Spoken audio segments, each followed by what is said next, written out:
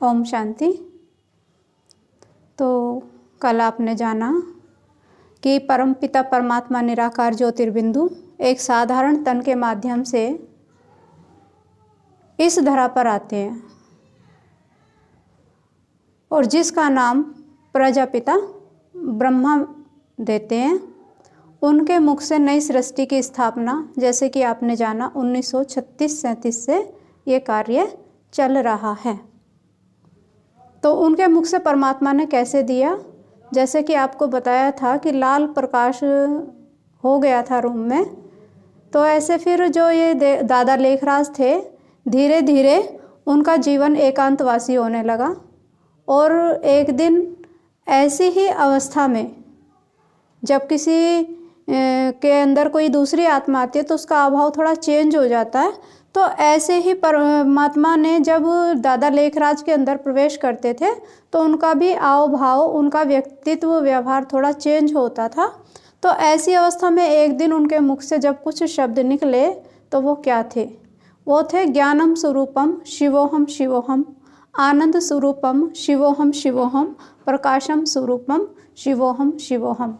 तो इस तरह से निराकार ज्योतिर्बिंदु परमपिता परमात्मा ने स्वयं ही आकर अपना परिचय दिया और आकर के वो भ्रष्टाचारी सृष्टि को श्रेष्ठाचारी बनाने का कार्य प्रजापिता ब्रह्मा के मुख द्वारा करा रहे हैं। अभी हम आगे के बारे में जानेंगे। तो कहते हैं कि ब्रह्मा सो विष्णु और विष्णु सो ब्रह्मा। तो कई बार दिखाते भी हैं, हमारे शास्त्रों में दिखाया है कि ब्रह्मा की नाभि से विष्णु निकला और विष्णु की नाभि से ब्रह्मा निकला। आप सोचें कि किसी की नाभि से तो कोई मनुष्य या कोई देवता निकल नहीं सकते हैं, तो इसका यथार्थ भाव क्या है? तो परमात्मा ने जो बताया, तो ये जो आत्मा थी दादा लेखराज की, ये वो आत्मा थी जो नंबर 1 आत्मा है।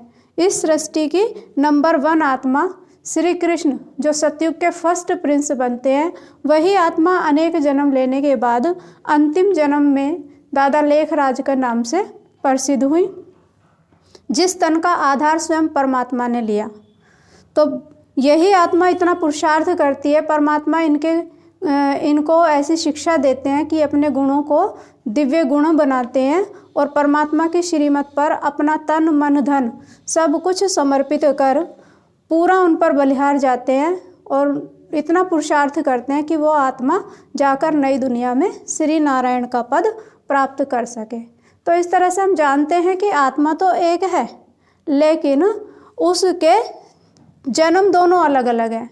अंतिम जन्म दादा लेखराज, सो फिर ब्रह्मा कहलाए, और वही जाकर जब नई सृष्टि का सर्जन होगा, नई सृष्टि की स्थापना पूरी हो जाएगी और नई सृष्टि सतयुग आरंभ होगा, तो उन्हीं का जन्म सतयुग में फर्स्ट प्रिंस श्री कृष्ण के रूप में होगा। तो इस तरह से ब्रह्मा सो विष्णु और विष्णु सो ब्रह्मा बनते हैं। लेकिन ब्रह्मा से विष्णु बनने में कितना समय? ब्रह्मा से विष्णु बनने में केवल 1 सेकंड, क्योंकि पुरुषार्थ की जो चरम सीमा थी, जो कर्मातीत अवस्था प्राप्त की, वो सेकंड की ही बात थी।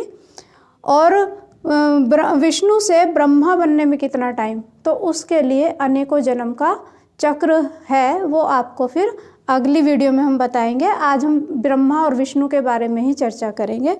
तो विष्णु माना विष्णु कौन? तो हम चित्रों में देखते हैं कि वास्तव में विष्णु कौन है। तो विष्णु जी को 4 हाथ दिखाते हैं। तो 4 हाथ का क्या अर्थ है? आप सोचें, क्या कई मनुष्य इस संसार में ऐसा होगा कि जिसको 4 हाथ हों या 8 हाथ हों? तो ऐसा तो हो नहीं सकता है। अगर 4 हाथ हों और 4 या 8 हाथ हों तो फिर 4 पैर भी हों तो फिर तो बड़ा अजीब सा मनुष्य लगेगा। तो इसका यथार्थ भाव क्या है? उसके लिए परमात्मा ने हमें समझाने दी है कि 4 हाथ माना 2 लक्ष्मी के हाथ और 2 नारायण के, दोनों का कंबाइंड स्वरूप है। क्योंकि सतयुग में फर्स्ट विश्व महाराजा और विश्व महारानी के रूप में जो सारी सृष्टि पर राज्य प्राप्त करते हैं वो लक्ष्मी और नारायण है। इसलिए दोनों का कंबाइंड स्वरूप का नाम दिया विष्णु।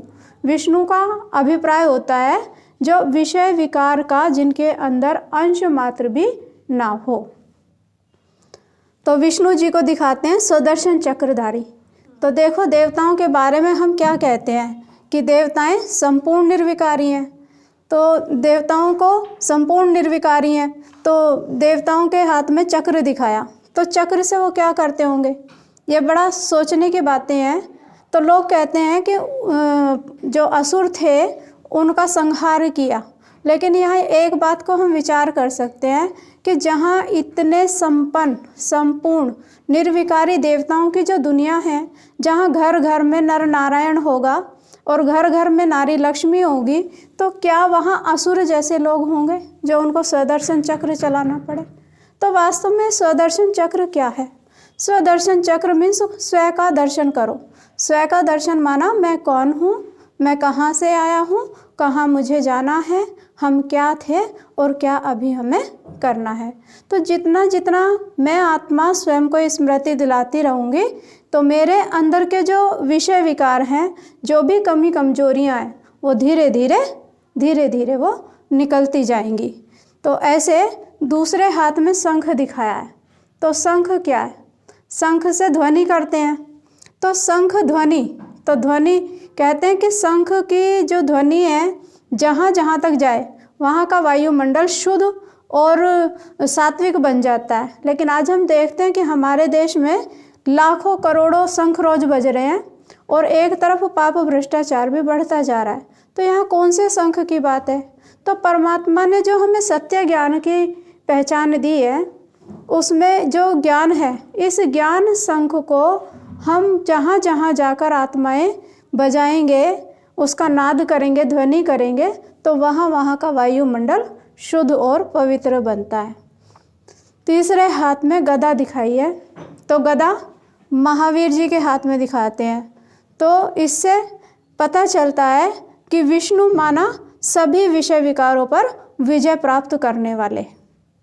तो इसलिए उनकी हनुमान जी की गदा सदा खड़ी हुई दिखाई जाती है और विष्णु जी की गदा पड़ी हुई दिखाई जाती है, क्योंकि वो संपूर्ण निर्विकारी हो गए और उन्होंने माया पर, जगत पर जीत प्राप्त की।